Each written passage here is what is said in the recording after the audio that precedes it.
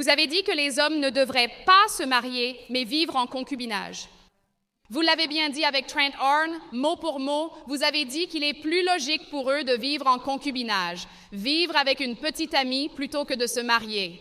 Pensez-vous que vos conseils aux hommes les épanouissent? Je vous le dis, la meilleure partie de ma vie, c'est mon mari.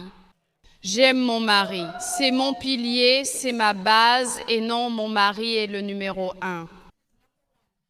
J'aime ma carrière, mais tu sais ce qu'elle a fait? Quand j'ai rencontré mon mari, elle était déjà établie. Lui, il dormait sur des canapés. Il était endetté et perdu, mais je l'ai épousé. Tu veux savoir pourquoi? Parce que j'avais déjà la sécurité financière pour moi. Il mesure combien? Oh, il fait 1,85 m, à peu près comme toi. Tu lui donnerais combien d'enfants? Aucun, je ne veux pas d'enfants. Évitons les questions criées depuis là-bas. S'il vous plaît, laissez ces deux personnes débattre entre elles. D'accord. Quelle est votre question? Je veux dire, vous n'avez pas grand-chose à répondre, donc je ne sais plus quoi demander. Pensez-vous aider les hommes en les dissuadant de mariages épanouissants? Que risque un homme s'il ne paie pas la pension alimentaire? Je veux dire, Qu'est-ce qui se passe? Qu'est-ce qui se passe? Anna?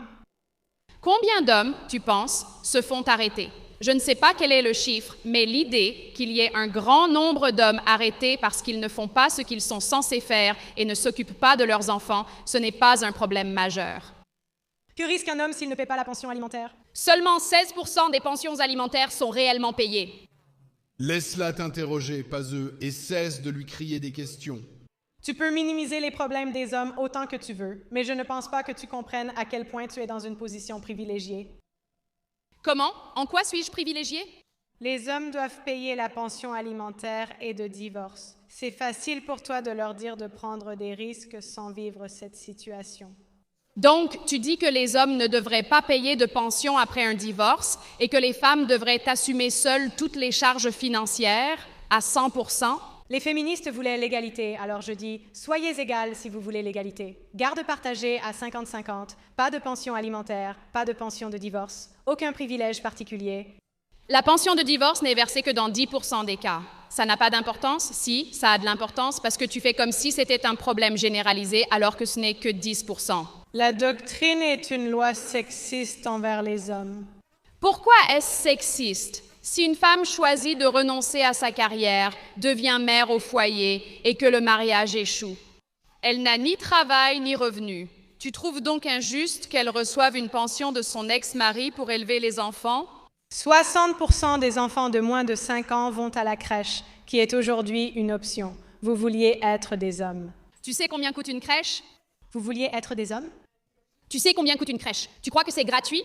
Laisse-la répondre, laisse-la répondre. Beaucoup de choses sont chères. Anna, je veux dire, ce n'est pas un... Mais ce n'est pas une réponse. Les femmes représentent 85% des dépenses de consommation. Les femmes dépensent tout le temps. Tu dépenses de l'argent pour la teinture des cheveux, tu dépenses de l'argent pour le botox, tu dépenses de l'argent. Tu devrais y réfléchir. Je veux dire,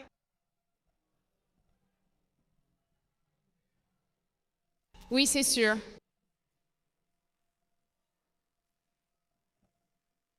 tu dépenses de l'argent tout le temps.